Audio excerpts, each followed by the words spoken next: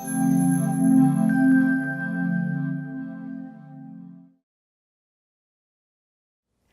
Donna Visman with Williamson Stores, and we're continuing our summer salad challenge with Angela Roberts of Spinach Tiger. And so what are we making today? And we've got a lot of stuff out here. What are we making? Well, first of all, thank you for having me do this. This is a blast. And we are making a summer farmhouse salad with a homemade buttermilk dressing. Wow, sounds amazing. So where are we going to start with this one? The first thing we're going to do is get our herbs, and I just picked these right out of my garden, and this is my parsley from my garden, and I've got 2 tablespoons, and there's a couple of ways that you can chop parsley. You can use one of these. Yeah, what is that called? I've seen those before. This is called a mezzaluna. And actually, it's funny, when I was in Italy and I took a cooking class at a Tuscan farmhouse and we had to chop basil, this is what they gave me. So I came home and I bought one. And it's nice and safe. This is a great way to get your teens or your young 9, 10, 11-year-olds in the kitchen. Make sure they put their hands on this. You're there, of course, supervising, and they can start maybe not ready for cutting with a knife yet. Mm-hmm. So that's 2 tablespoons of parsley. Okay, well, we talked about the knife. Tell us how you would cut those with a knife. What's a proper technique? I'm going to show you with my chives because that's our other herb. And first of all, anybody can do this. I'm holding with my 2 fingers because that's going to actually, my 3 fingers are underneath it. That's going to give me control. Mm-hmm. If I do this, look at this. I have no control. I'm going to have a lot of control, and I'm not going to get cut. And I'm going to just move closely, move my fingers now. I'm used to doing this, so this is not hard for me. We need 1 full tablespoon, but I've already mixed some in there, so we'll just, and you could cut the parsley the same way. So tell me about the type of knife you're using. This is a chef's knife, and this is now about knives, you have to go into the store and actually put them in your hand. Some are heavier. This is a nice one. It's got just the right weight for my hand, is kind of small. And I tried out a lot of knives at the store. This one actually retailed, and don't faint, but it was about $150. But I use it every day for years and years, and I just keep sharpening it. And I don't use pretty much any other knife. So if you've got one good knife, good knife, and you could probably get a good knife for $100. But I'm going to say if you're in the kitchen and you want to take good care of it, never ever put it in the dishwasher, because that dishwashing soap is what will hurt your knife. It's an investment for life. So this is all I have: 1 cutting board, 1 knife. I try to keep my kitchen really simple. Now the other thing we're going to cut, might as well go ahead and do that. So we have this corn that we're going to put. We're gonna cut it right off the cob. And it's okay if it gets a few of these herbs on it, because it's going to go right on the salad. We're going to eat it raw, right off the... So we didn't cook this corn? No, it's going to be fantastic in the salad. So it's going to give that nice extra crunch. And sweet. Crunch and sweet. So the only hard part of this salad is making that buttermilk dressing, but I think it's worth it. Now, it's not difficult as far as cooking ability. It just takes a little more time, and you want to do it in advance. We're going to have a 1/2 cup of buttermilk, a 1/2 cup of sour cream. Now, I usually put this in a blender, but it's not necessary. We just I like these little whisks. This is a good investment, the little whisk.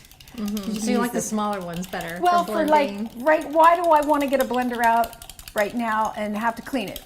And just make your salad that way. I'm trying to think of, people are busy and they want to keep things really simple.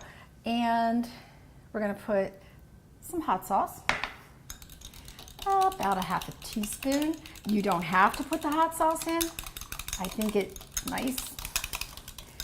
And just a touch of some homemade chive vinegar. So how did you make that? It has a great color. You just take your chives from your garden when they bloom, cut them off, wash them really good, make sure there's no bugs in there because they do like to hide. Put it in some white vinegar, cover it in a mason jar for about 2 weeks, remove it and strain it, and you have this zesty chive vinegar. Wow. So we'll put that in there. Okay, and then we're going to take a clove of garlic. I find chopping garlic to be a little tedious. I will do it, but I have this zesty little thing, so I'm just going to do that. That's so fast and easy. I like that. That was quick. So Another that's thing kids could do in the kids, kitchen. yes, and I really love, if you see anything on my blog, you'll see some cooking with kids, and I love to incorporate that. I'm going to add in a little salt and lots of pepper. This is a peppery buttermilk. You can hold back if you don't like a lot of pepper, but I love the black pepper in this. So is this to take on a typical ranch dressing you might find in a Pretty much. restaurant? Yeah. It's fresh, it's fresh. And these are right out of my garden, so I think that's kind of a plus. I served this the other night to test it out, and some of the avid cooks did ask for the recipe. Oh, that's always a good sign. It's always a good sign. So we're pretty much done. And now we want to refrigerate it. I like to refrigerate it overnight, but at least for 1 hour, you want this refrigerated. And I already made some for us. That's already chilled. This was so what chilled. happens when it's chilled after we... All of the flavors just come together. I think almost all foods are better, refrigerated and then heated up. Something happens to them. I notice a lot of times that that's true. And that's definitely true for the ranch dressing. So we'll get all of this out of the way. Yes. Okay, So you've made these long pieces of romaine instead of chopping it up. Tell us about this. Well, I decided it would look really pretty and something a little different for a dinner party to make individual plates and have them cut it with a knife and fork. And just take the romaine lettuce. It's all rinsed. I use the salad spinner. And I'm just gonna make pretty long, I'll put a long leaf and make like an individual, like a little individual salad, like that. Nice. So we put like, what, 6 or 7 leaves in there? Yeah, about 6 or 7 leaves. I'm gonna use the chive as a decoration in a second. And then I'm just gonna, just pour the buttermilk dressing this way. And now with this, you would take a nice little pitcher and serve some extra buttermilk at the table. Okay. So we've got some on, and again, me, I'm gonna put that pepper. I want it all to look kind of done. And then we're gonna add the fresh corn. Oh, and it's crunchy, and you can take some out to the sides. Some grape tomatoes. Which we've just halved and put on there. Yeah, and soon we're gonna have our farmhouse tomatoes. Yes. And I have some in my garden coming, so then you would use those. But this is good when the tomatoes aren't ready yet, and it's so beautiful. White farmhouse cheddar that's really zesty. So we'll top it with the cheddar and make sure we see that corn because it's cute. We'll put some bacon. So there's some little protein we've got on A little there. protein. Now you have a choice. You could do a crumbled or a chopped hard-boiled egg. If you have a nice slicer, which I actually do not, you can slice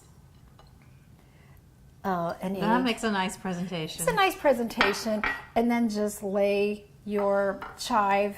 The chive kind of tells people there's chive in that dressing, and just lay that on there. And you can eat that flour, believe it or not. Oh, it's edible. And then you have this gorgeous salad. And that can really be a complete meal because you've got 2 proteins on there. You've Absolutely. got the bacon and the hard-boiled egg. To me, this would be a complete meal. Now, you can also make this a lot smaller if you're having other things, but I really love the salad meal in the summertime. Yeah, me too. And the other thing about ranch, and I don't know why, but people that resist vinaigrettes, which they will love the ranch dressing.